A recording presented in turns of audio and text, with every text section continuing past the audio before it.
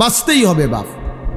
অগণিত গুনার মধ্যে এক মানুষের দ্বারা সবচেয়ে বেশি যেই গুনাহটা হয় আল্লাহ এখানে উল্লেখ করছেন এই আয়াতে, সূরা নূরের 30 নম্বর আয়াত। আল্লাহ তাআলা বলছে, কুল্লিল মুমিনিন, হে নবী সমস্ত ইমানদার পুরুষদেরকে বলে দেন, সে জোয়ান হোক আর বুড়া হোক, সে জোয়ান হোক আর বুড়া হোক, আপনি বলেন সমস্ত পুরুষ যেন ইয়াগুদ্দু মিন আবসারিহিম, প্রত্যেকেই যেন তাদের চোখ ভিন নারী, হারাম ছবি, হারাম দৃশ্য থেকে, হারাম না যেই নারীকে দেখার অনুমতি নাই, যেই ছবি দেখার অনুমতি নাই, যেই দৃশ্য দেখার অনুমতি নাই, তার থেকে যেন অবশ্যই আমার মোমেন বান্দা যেন যুবক হোক বৃদ্ধ হোক তাকে বলেন চোখ নামিয়ে রাখ। ইয়াগুদ্দু মিন আবসারিহিম, সে যেন চোখ নামাবে। এখানে তাফসীরের মধ্যে লিখছে ইয়াগুদ্দু মিন আবসারিহিম, এটার মধ্যে আল্লাহ তাআলা অন্যান্য জায়গায় আদেশ করছে। এখানে বললে এভাবে বলতে পারত, গুদ্দু আবসারাহুম, আল্লাহ বলতে পারতেন হে মোমেন তোমরা তোমাদের চোখ নামাও। আল্লাহ এটা বলে নাই, বলছে ইয়াগুদ্দু মিন আবসারিহিম।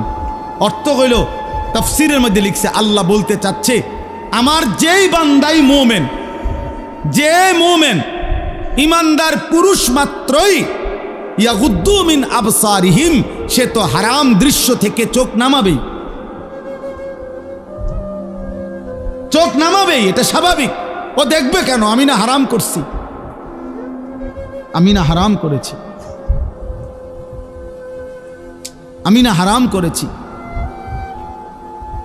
ওয়াহফাজু ফুরুজাহুম, আল্লাহ বলেন আর দ্বিতীয় আদেশ হলো তারা যেন তাদের লজ্জাস্থানের হেফাজত করে। আজকে মুসলমানের নওজোয়ান ভাই, মুসলমানের মা বোন, কিশোরী যুবতী নারী, সবার জন্য কথা, এটা আমার জন্য।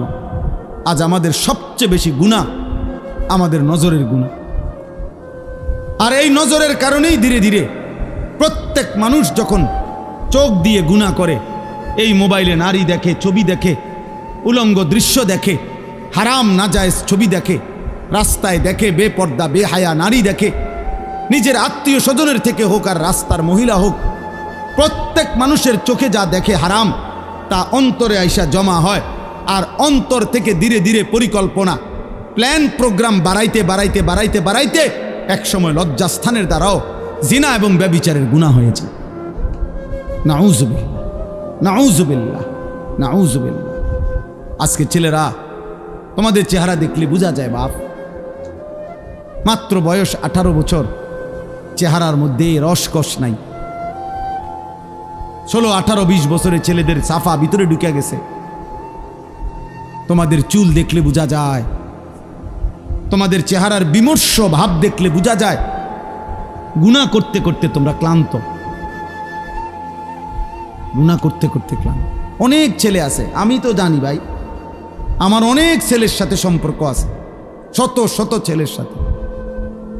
ওরা নিজেরাও বলছে হুজুর মাঝে মাঝে গুনাহ করতে করতে ক্লান্তি, অর্থাৎ মোবাইল দেখতে দেখতে আর ভাল লাগে না, তো এমনি হাত টানা দিয়া এই মানে শুধু শুধু টানতেছে, মানে আর ভাল লাগতেছে না, ও কি করবে? আহা, তার জবান দিয়া তো আল্লাহর নাফরমানের শয়তান তারে এমন মোহর মারিয়া দিছে, 2-4-10 ঘন্টাতে তো এই নাফরমান মোবাইলের এই দৃশ্যগুলো ছাড়া, মোবাইলের আর বন্ধুদের আড্ডা ছাড়া একটা বার তার মুখ দিয়ে আল্লাহ এই শব্দটাও বাইর হয় না।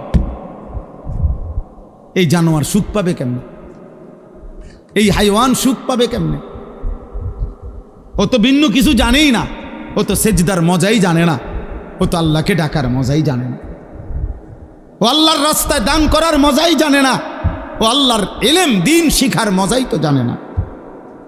বড় পীর আব্দুল কাদের জিলানী রাহমাতুল্লাহ আলাইহি বলছেন, দুনিয়ার রাজা বাদশারা যদি জানতো আমি আব্দুল কাদের রাত গভীরে তাহাজ্জুদ নামাজে যখন সেজদা দেই, আমার এই কপালটা যেটুকু মাটির মধ্যে যখন লাগে সেজদাতে, উনি বলেন আমি তখন যেই মজা পাই, যেই সুখ পাই, যেই আনন্দ পাই, আল্লাহর কসম তিনি বলেন দুনিয়ার রাজা বাদশারা যদি যা টের পাইতো তাইলে আমার থেকে বন্দুক ঠেকাইয়া ওই সুখ ছিনাইয়া নেওয়ার চেষ্টা করত।